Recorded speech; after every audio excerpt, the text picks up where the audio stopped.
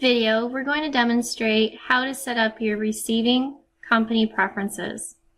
Go to File, Preferences, Company. We'll choose Receiving. If you choose this box to warn when receiving against PO passes cancel date, QuickBooks will warn you when receiving against a purchase order that has passed the cancel date specified on the order. If this preference is not selected, the cancel date is ignored when receiving.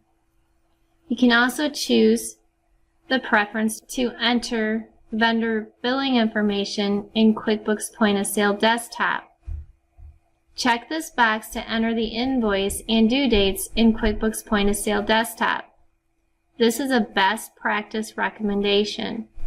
Otherwise, all vouchers will be sent to QuickBooks Desktop Financial as item receipts, requiring extra work to turn them into a bill. The last one is the printed voucher message. You can enter a message to be printed on each voucher.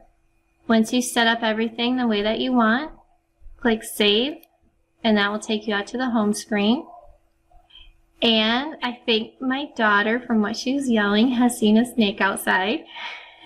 So I'm going to conclude this video and we will start the next one shortly.